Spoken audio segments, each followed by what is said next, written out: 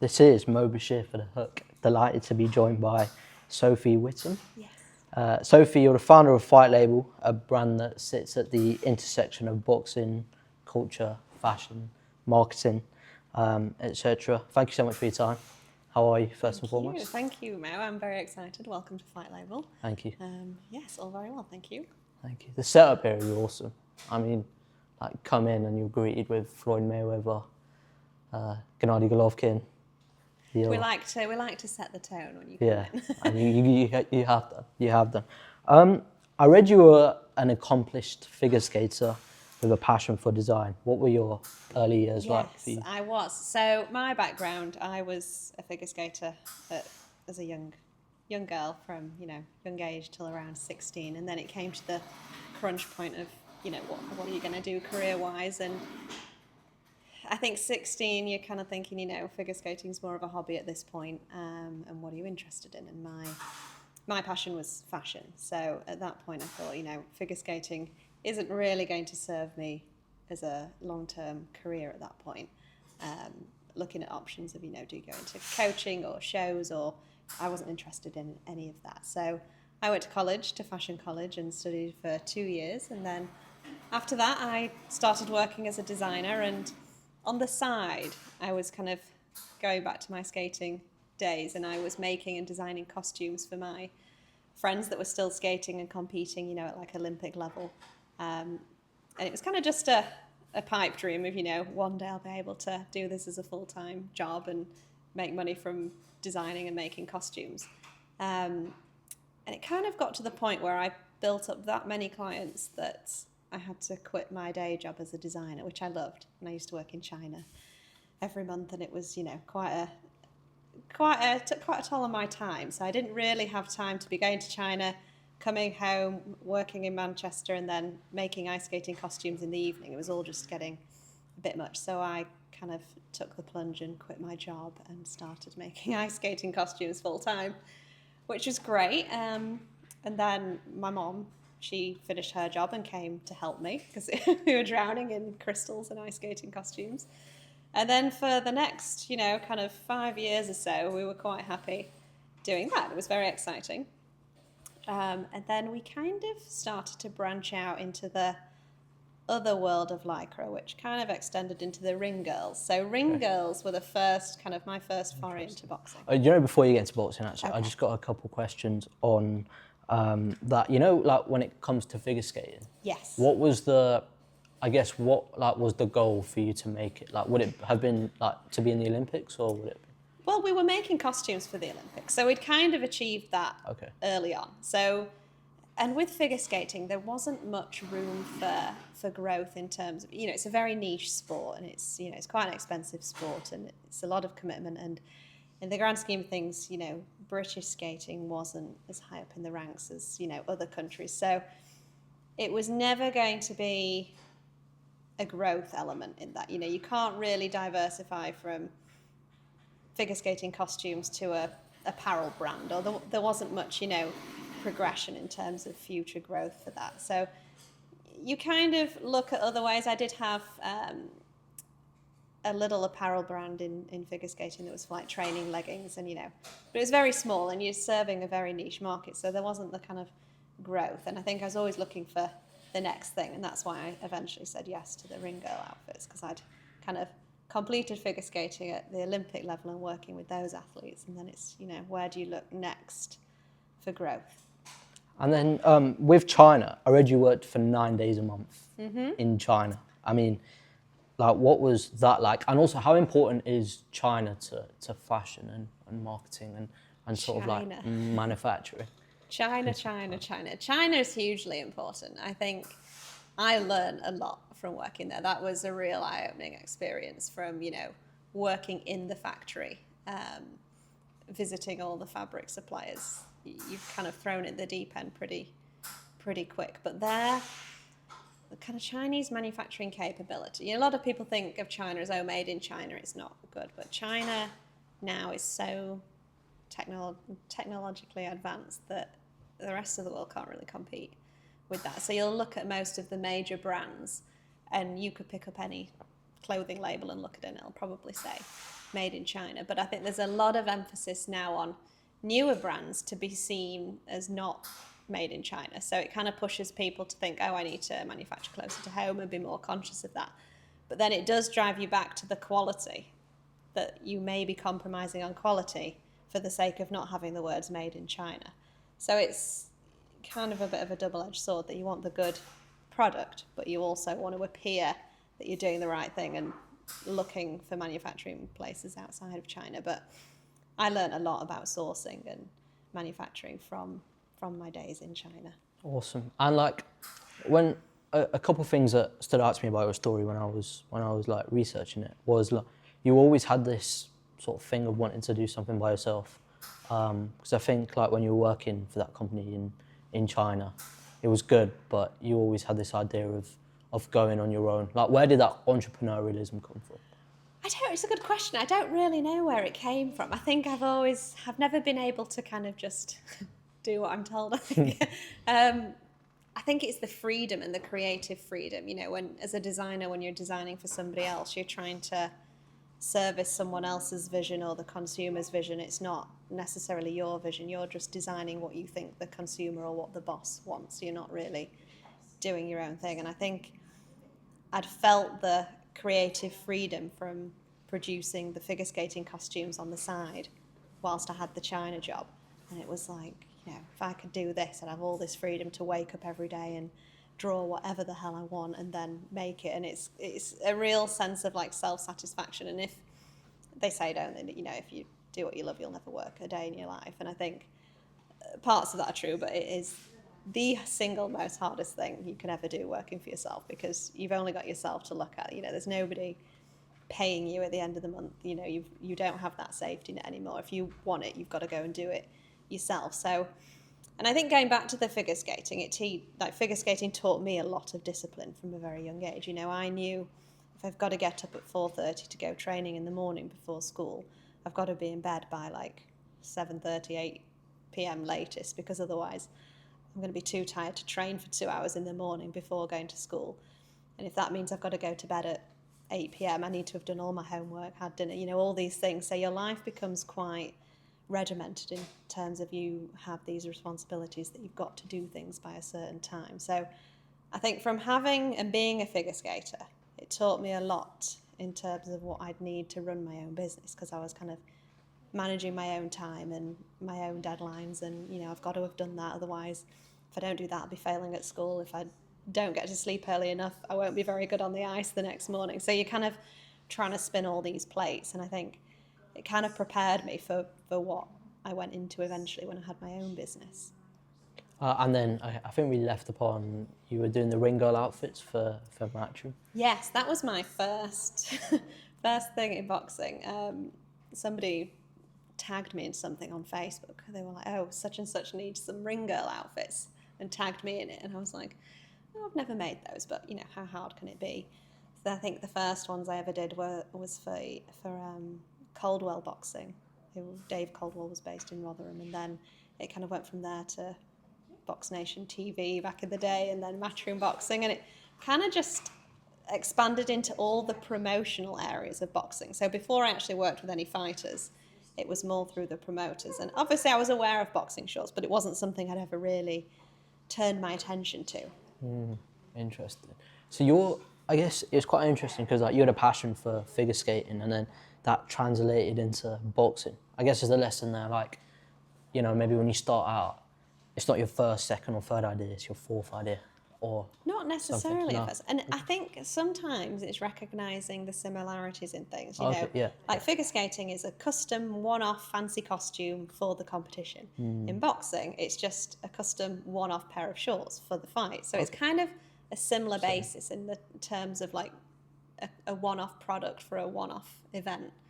So I think that kind of prepared me for transitioning into boxing. It wasn't like we've gone from figure skating to then having to supply a football team. You know, it was kind of that similar, very custom, couture, niche, one-of-a-kind, design-led thing. You know, you can look at Olympic sports, and 99% of Olympic sports are wearing the team uniform provided by the team kit sponsor. If you look at figure skating, it's the only sport, like in the Olympics, that they're not wearing the team kit provided by Adidas or whoever the sponsor is. They're all wearing their custom costume because it kind of forms part of their performance. So that's kind of what I've brought into boxing, that I see it a bit differently as, oh, it's a pair of shorts that's blue, white or red.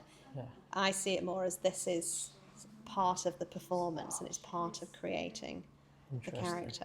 Interesting. Well, the Matchroom, Dave Corwell must have liked the ring girl outfits went down well, and you know, for us they were quite easy to make because we've come from a world of figure skating costumes, which are, you know, 20,000 plus Swarovski crystals, rhinestones, head to toe, very difficult to make, to then basically making a pair of hot pants and a crop top. And I thought, this is the easiest thing in the world. So we were doing that for a while and it was fun, but we'd never really crossed into the actual boxing shorts at that point. So yeah, the girls' side of stuff was kind of our safety net in the beginning. Okay, and then like switching on to fighters and boxers. I think it was Amir Khan.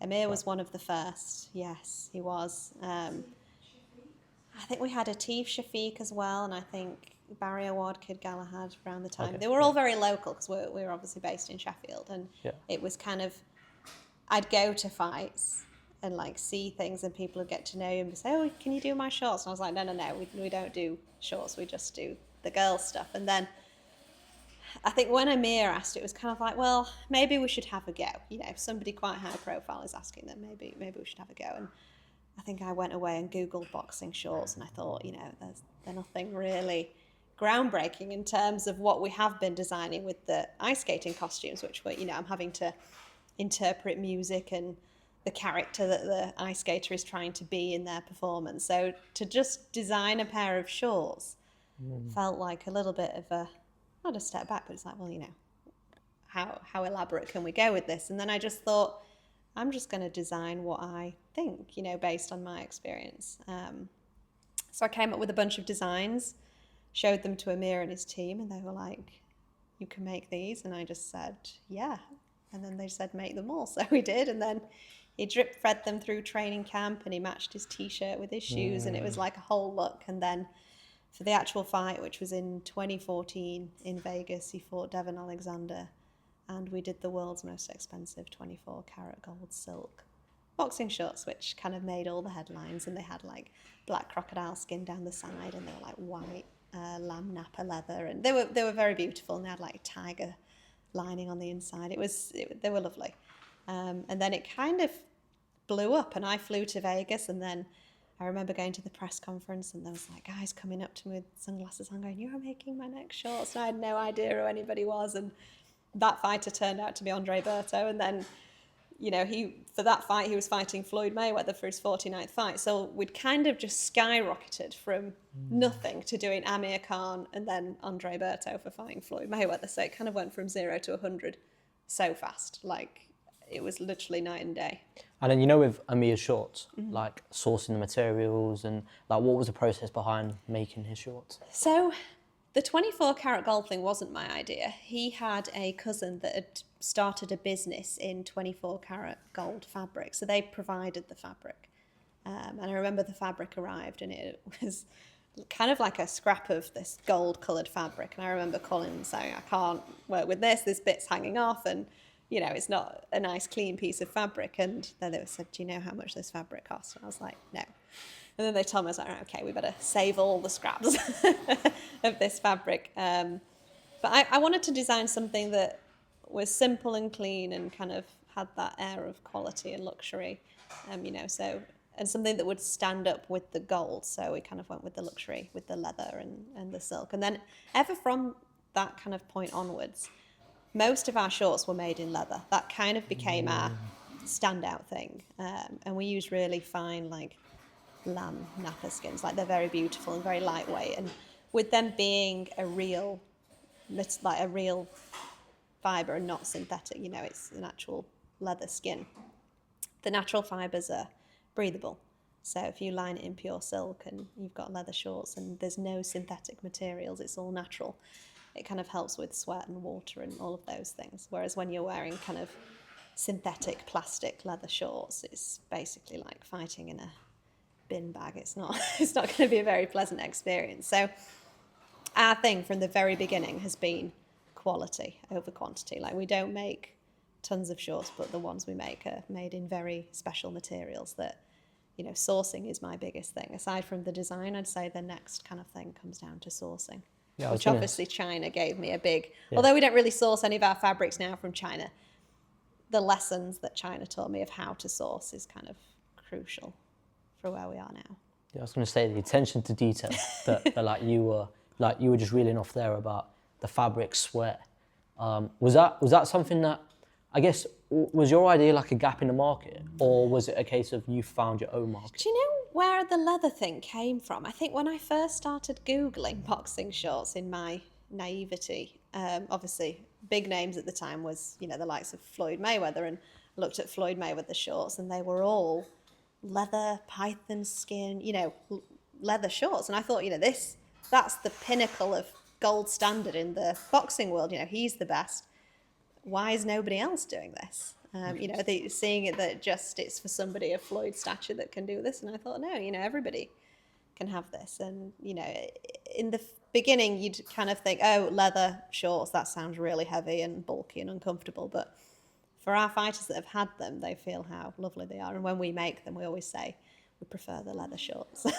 They just have a feel to them. Like, it's hard for me to sit here and describe. Like, I can point out we have some FLOYD shorts over there, which you can show kind of afterwards. And they're made of a beautiful lamb napper, and then they've got a python suede waistband, which they're beautiful, and they just hang so much nicer than, say, the pair next to them that are just made in satin. So, you know, it's kind of not just about luxury and being the most expensive or any of those things. This is more about the quality for us and what makes that kind of untouchable gold standard product. You know, that's all I'm kind of interested in, is making the most beautiful things. It's not for me about, you know, I don't do Fight Label for the money. For me, it's more of a creative outlet to create beautiful things, because that's what I'm interested in. And the name Fight Label. So, like, how do you go about? So, obviously, Amir Khan approaches you, goes down well. How do you then make a sustainable business out of that? Good question.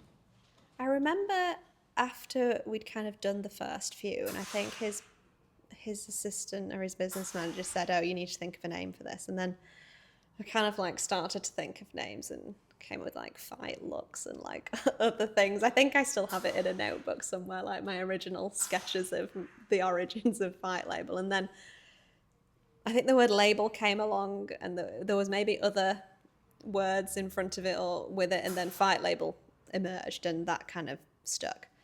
And yeah, everybody seems to like it, but I kind of thought, you know, I've not called it anything to do with boxing, because I don't want to kind of pigeonhole ourselves. I wanted to have something a bit more standalone. So my old business in the ice skating costumes was called Sophie Costumes, because that's basically, it was me and they were my costumes. I wasn't going to call this one Sophie Shorts, because I don't think that's a terrible name. I wanted to have something that wasn't attached to me so much, that would have kind of longevity and stand alone and be a brand. I think because I'd felt that the costumes were more of like a passion project with the ice skating, because, you know, I was never going to be able to retire from making ice skating dresses for 9-year-old girls anytime soon. So I kind of wanted to start building something that would be a bit more long lasting. I would have legs. And I think even the dream from the beginning with Fight Label, you know, 12 years ago, was to launch it into an apparel space and have, you know, more than just boxing shorts. But Fight Label really grew in the boxing world, and we got some really good clients, and it kind of took over, you know, the excitement of it, you know, when Floyd Mayweather's calling you up, and, you know, you kind of get swept up with that a bit. And not that you kind of don't see out your dreams, but you do get a little bit caught up in everything that's going on, and there's only so many hours in the day to realize all these things. So, you know, you want to keep serving your clients and doing a good job, and especially like you've discovered that we go to such great lengths in sourcing materials, it's time consuming. So, you know, I'm not just kind of getting out a meter of white satin out of the store cupboard and saying, right, we're going to make these shorts in this today. It's, you know, we could be waiting for days or weeks for fabrics to arrive, and it, you know, it's a very kind of couture process in here. It's not kind of a let's whip something up and get it sent out. I mean, obviously we can turn things around quick as and when we need to, but we're kind of more into the detail on this side. And, if you don't rush the process, you're going to end up with a really beautiful product at the end of it. It's quite interesting that you said you didn't want your face to be, you didn't want you to be the brand. You wanted the brand to speak for itself. Yeah. I guess a lot of founders in fashion they are the front for their brand. Yes. Was that a conscious decision early on, or was it something I think in the beginning I would go to loads of fights. Like, in fact, literally yesterday I was going through a box that has every fight ticket from every fight I've ever been to since day one, and it's pretty big. I was kind of the face of it, but more from a standpoint of, oh, that's Fight Label. Like, not many people knew my name. They just see me and go, that's Fight Label. And then it kind of eventually got to the point where we've got a really good body of clients, and I don't really need to go to the events as much, unless like a client particularly requests me to be there. I would kind of just not go. But unless it's something I really want to go to myself on like a personal interest level, but I try and separate myself a little bit from boxing and my own life, because otherwise work and boxing and everything just becomes one. But working with clients on such a close level, you're kind of visualizing their character for their career, and they're going to be photographed in your work for the rest of their life. Like, whenever they look back on a particular fight, they're wearing your stuff. So that's kind of you work very closely with them, and you do kind of become friends with your clients, which is quite nice. And there becomes then like a level of trust, which, I mean, as I've said to you before, we're quite private here. Like, we don't really broadcast a lot what we do. We kind of keep everything under wraps. And I think our clients appreciate that from a level of secrecy, and we're not revealing what they're wearing before they've walked out. There was a long time where we kind of just didn't really post anything, because we just didn't really want our work being copied or revealed or seen. And that's kind of, I think, our discretion around our clients is one of our selling points, I guess, that we don't expect much from the clients. We're not going, oh, you've got to tag us in this, that, and the other. We're just proud that we're working with them in our own capacity. We don't really offer things like sponsorships or anything like that. We're just very much, if you want a beautiful outfit, we're here and we will help make that real. And when you get it, you'll feel $1 million in it. Nice. Would you say you've become a fight fan since you started Fight Label? Yeah, I think so. Yeah. I didn't used to know anything really about boxing. Well, it's a sport. I think it's a sport that just, like, you either come from, you don't know anything, and then you just get swept up in it. I definitely got swept up in it, and I think I do enjoy it. Sometimes it becomes a bit much, like when you work in it all week, you're speaking to clients all day, and then, probably 70+% of our clients are based in the US. So you go home at night and they're on a different time zone. So they're just waking up. So then they start bombarding you. So then all of a sudden you're awake all night.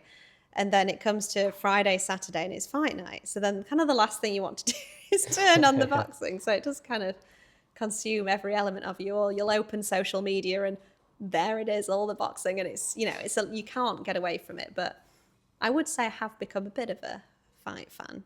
Like, I do enjoy it, If I get invited to go to a fight, I'm not going to turn it down. If I can go, I'll go, because it's, it's quite an exciting thing and a satisfying thing, and you have a sense of pride to see your work. I mean, sometimes my mom will go with me and she gets really nervous. She doesn't like to, she's rolling her eyes at me. She doesn't like to watch our work because, you've made that and you have a sense of like, it's like your child in the ring. Yeah. It's quite nerve-wracking. But yeah, I am a fight fan, and I do try and keep my life and boxing separate, but sometimes it's quite difficult to totally switch off. And then, so going back to the story, so Amir Khan, and then how do you sort of grow your clientele? Yeah, I think after Amir, I think Andre Berta was kind of the next biggish name. And he was managed by a lady called Julie, and she managed like sort of Andre Ward and Terence Crawford and Shakur Stevenson. And then, after Andre, Shakur then kind of graduated from the Olympics, and then he was one of our next clients. So we've kind of been in this chain of succession of different clients at a really high level, which, you know, has been nice. I've not kind of had to claw my way up through working with amateur fighters and trying to get noticed. You know, we've just kind of stepped in at quite a high level, which has, I guess, facilitated the growth, and to attract the big names, which, you know, I think after Andre fought Mayweather, Mayweather was one of my next clients, and then shortly after that was Canelo. So it kind of, and then Anthony Joshua. So it all kind of came at once, which, and I think at that point, I think it was about 6 months in, I realised I couldn't make the ice skating costumes anymore. And I realised that door had to be closed, you know. The ice skating costumes would take like a week to make one.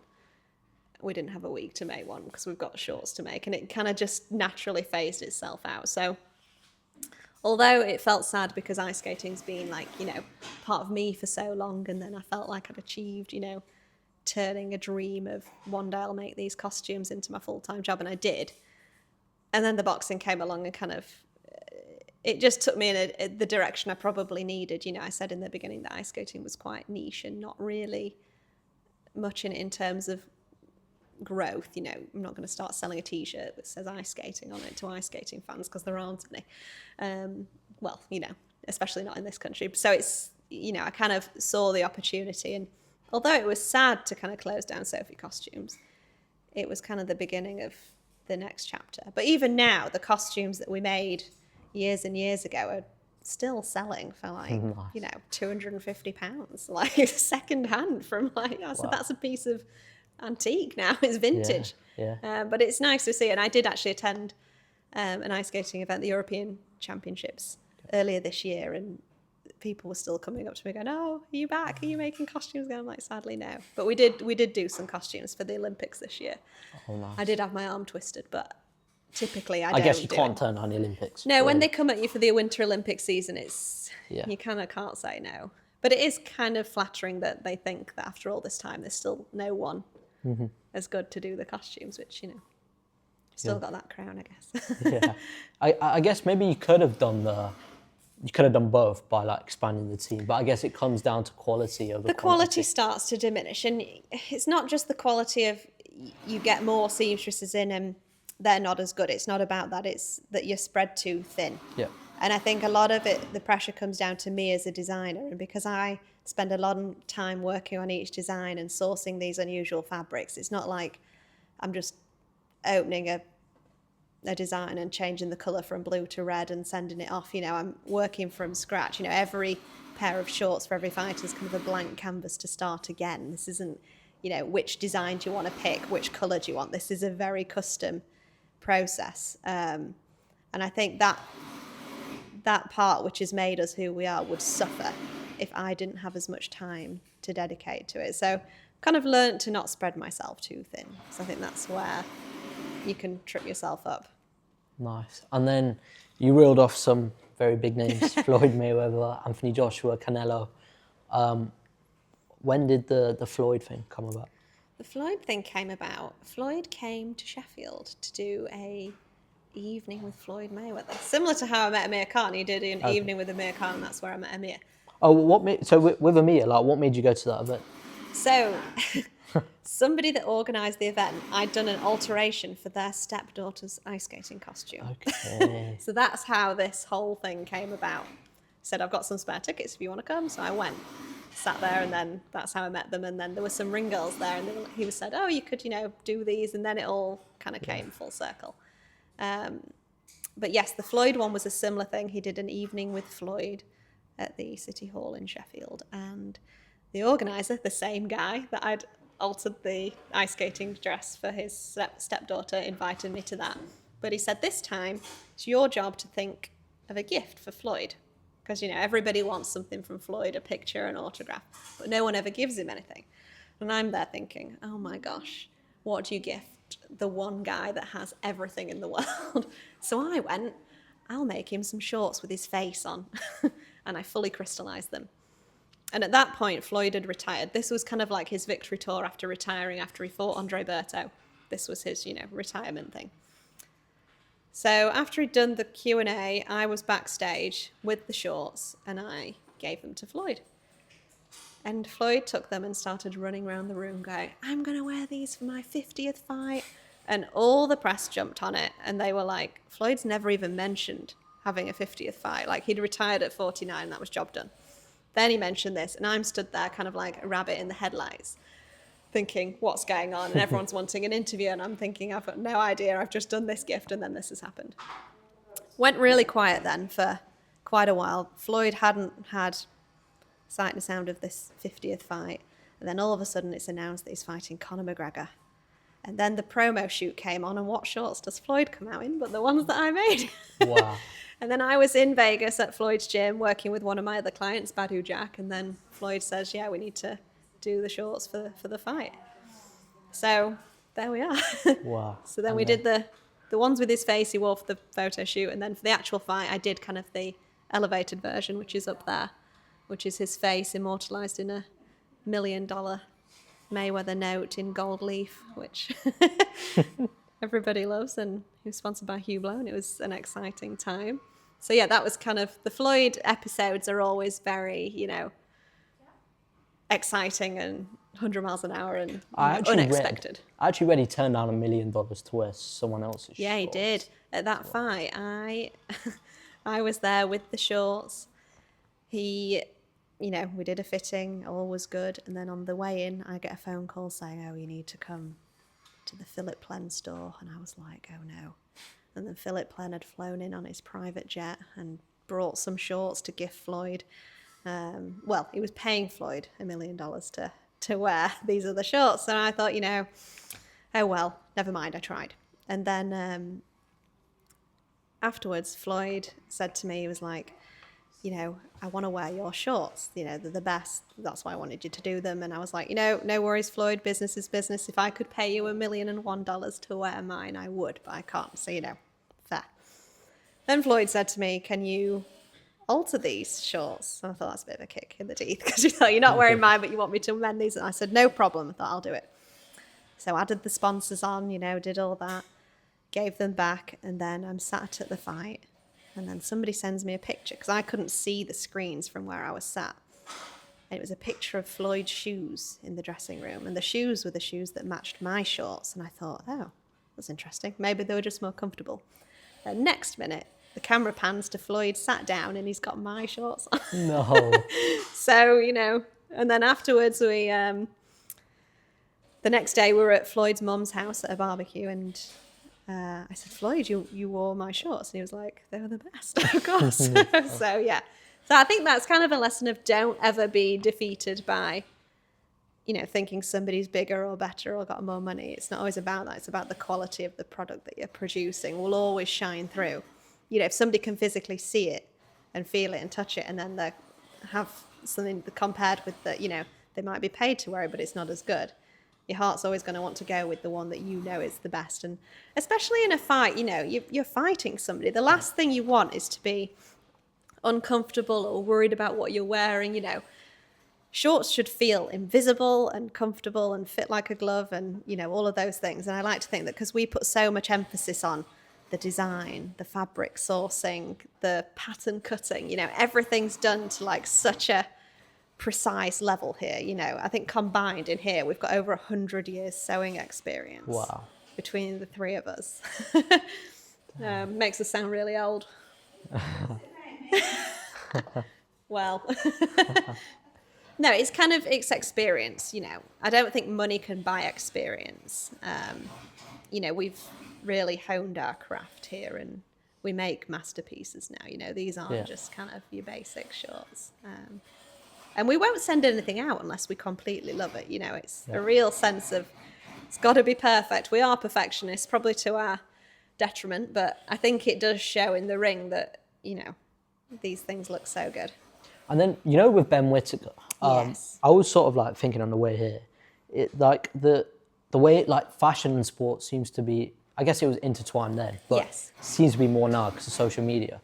And I was sort of thinking like, do you guys work with, because you see the see them like what they wear at the press conferences, the weigh-ins. Yes. Do you guys work with them? Do you work with stylists, and then do you help them? No, we don't really have much to do with any of that side of things. But we have noticed a big crossover lately in the last, I'd probably even say in the last 12 months of the fashion crossover, that brands are now wanting to be more associated with fighters.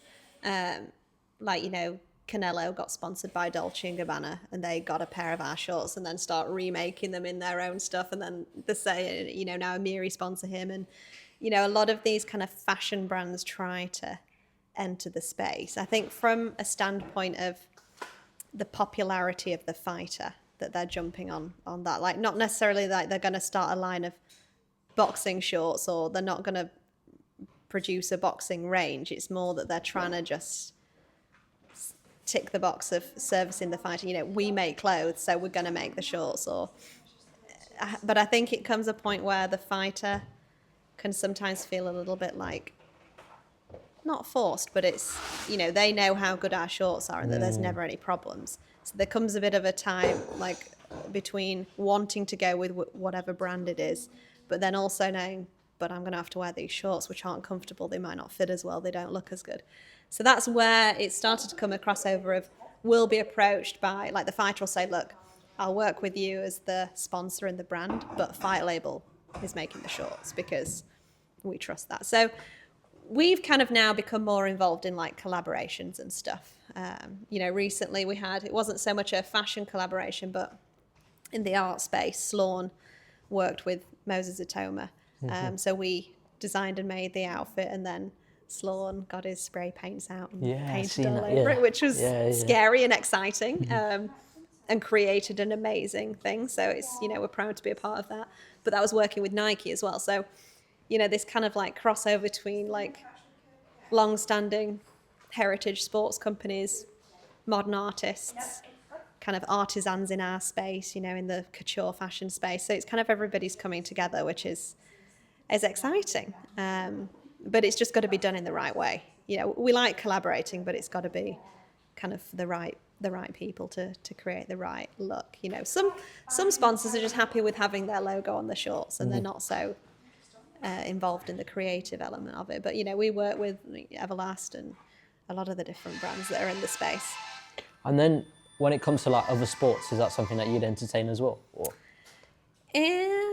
Other sports, it depends what the other sports were. Football? I don't really know what I'd do in that space. I mean, because we work with like one-of-one stuff, I don't think Fight Label, the custom, the atelier side that we produce, the one-of-one would really go into that space. Like the reason I ask is because I think players like in football, for example, are brands themselves. They're like walking brands. So I don't know if you worked with like a Bukayo Saka or... Yes. We'd love to, like, do you know if somebody approached me and they were like, oh, I want you to make me like a really cool custom, like python skin jacket. Like some of the stuff we do, like the jackets we make for Ben Whittaker and stuff that are real statement pieces. If somebody approached me to do that, like that would be very exciting. But I think more from a standpoint of when we launch our next phase of Fight Label, which will be kind of the ready-to-wear collection, which, you know, you don't need to be a fighter to wear that. This is more like luxury, kind of athleisure, casual stuff that you might wear out socially. You know, it's not kind of gym wear. Because I think there's a stigma of, oh, Fight Label, it's in boxing, it's got to be sportswear. Like, I wouldn't say what we make is sportswear. You know, we're making a pair of crocodile skin shorts. You're not going to wear those to the gym. So I think for us to launch a sportswear line would be a little bit of a odd move, because I think we're more kind of rooted in fashion and the high-end side of fashion. It's like Fight Label's more like your runway level stuff. So I think the clothing line that we'd produce would be more kind of the elevated pieces. Nice. And then the ready-to-wear collection. Yes. Is that something you can... It's in the pipeline. It's underway. It's been a long time coming. And I think I've probably said this in many interviews before, but it's all about timing. And when you're a designer and you've got a creative brain, that creative brain can change any moment in time. You know, I could have designed a full collection and then wake up the next day and decide that we're going in a completely different direction. And I think that's kind of not what's held me back, but I want it to be right. I don't want to launch something and then a month later hate it. You know, I want to launch something that's like has the longevity and I love it, and you know, it can grow, and it has its own kind of signature. Like people say that they see Fight Label shorts and they can recognize, oh, that's a Fight Label outfit. And I kind of want the same thing with the clothing, that people can see it and be like, oh, that's Fight Label. Like it has that distinctive look to it. So I think getting that right, the quality, obviously, as you know, I've banged on about quality being at the forefront of everything that we do. So again, I don't want to just buy in a sweatshirt and embroider the word Fight Label on it. Like that's not what this is. This is more about a style or a look, or curating like a kind of vision for how the person's going to dress, and like putting pieces together and stuff. And it's, you know, not always got to be matchy, and, you know, I don't want to be kind of another Represent or all these kind of brands that exist that kind of appear higher end, but I really kind of want to sit amongst the like Amy Leandor and like those kind of level brands. That's kind of where I'm wanting to take Fight Label. It was quite interesting. You said you design a collection and then the next day it's like, oh, I don't know if I like it or not. How do you balance between keeping up with trends, but also keeping what's made you successful?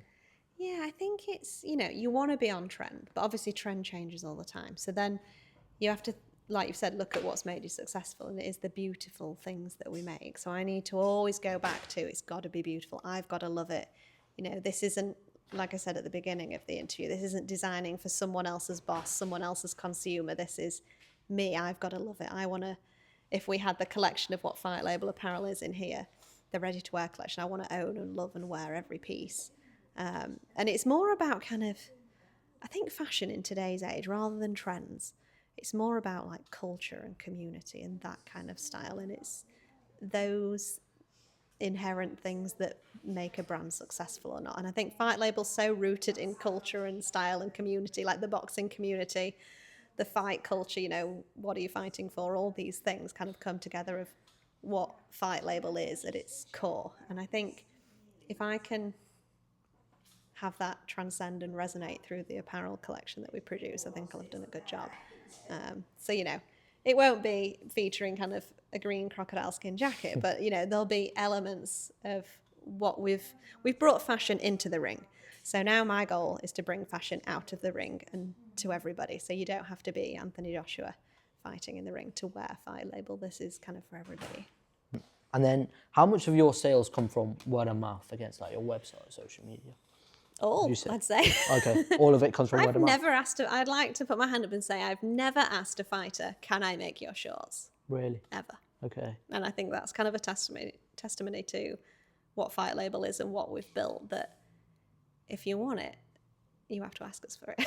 Okay, interesting. You know, we've never, even when Canelo came, I remember I almost declined the call because I didn't know who it was. Oh, really? We had a DM from somebody on Instagram. They were like, oh, we want to talk about shorts for the fighter that we work with.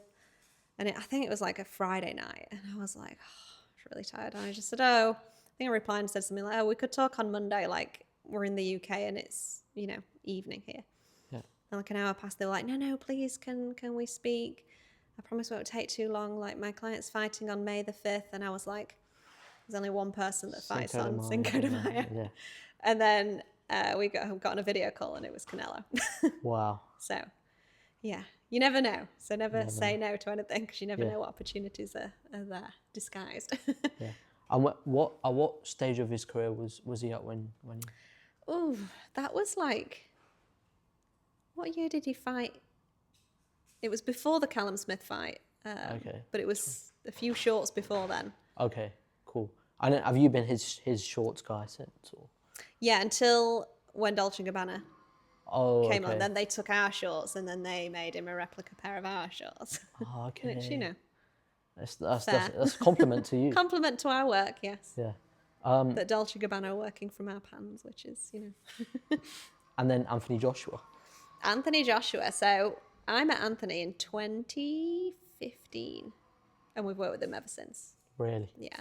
First fight we ever worked with Anthony where he wore Fight Label was Gary Cornish. Okay. And every fight ever since. His shorts are just simple but elegant. Yes, Anthony is like the kind of, he's made the Ali look his own, like that simple, understated, classic elegance into a reimagined kind of his own way, you know. Anthony's a very clean and simple guy, so his outfits have got to kind of do the same. So I think, you know, it speaks for itself. I mean, how many times can you reinvent a pair of white shorts? Yeah. We've done it a million times. How do you reinvent a pair of white It's a good question. I can't, like I said before, I take every pair of shorts as a complete blank canvas. So I can't think, oh, we had this last time. I have to think of this time, this fight, where it is, what it is. Like, I think a good example is maybe the Povetkin fight we had. He fought at Wembley, and we had like a blue and red foil like arch that went over, which kind of represented the Wembley arch when it was going to be lit up in blue and red, obviously for England. Just little things like that, you know. Even when he fought Ruiz in New York, we had tiny stars to represent the US. So there's always a tiny something that means something to either where the fight is or how he was feeling at that time. Like I remember when he fought Pulev, he wanted all white with like white logos, and everything was like very understated because he was just wanted to be about the fighting, like clean and simple. So we kind of always reflect the fighter's feelings in the design at the time. You know, obviously we have sponsors to service and other things, but typically it's trying to make the fighter feel like their best self, because you don't want to put a fighter in something that one doesn't suit them or two they don't feel comfortable in. So you kind of have to work with that. But Anthony's outfits are just beautiful, and obviously he has the stature to make them look amazing. You know, when you're 6'6" and have, you know, a model physique, it's great. Everything's going to look good. But then equally you can do such serene, ethereal, you know, iconic outfits. Then you'll get somebody like Ben Whittaker, who I call Ben like my muse, because, you know, he likes to go all out and have like eye-catching, exciting outfits, and it's, you know, it pushes me to be more creative, equally as it pushes me to work hard to redesign a pair of white shorts for Anthony Joshua. On the flip side, even when you're faced with somebody where there's no holds barred, you can design what you want, when you are given complete free reign or to draw whatever and design whatever, it does take some skill to kind of rein it into, okay, this is what it's going to be, this is the vision, the research. You know, I'll produce mood boards before, you know, to kind of get the fighter into my brain of where I'm thinking, what I came up with for this.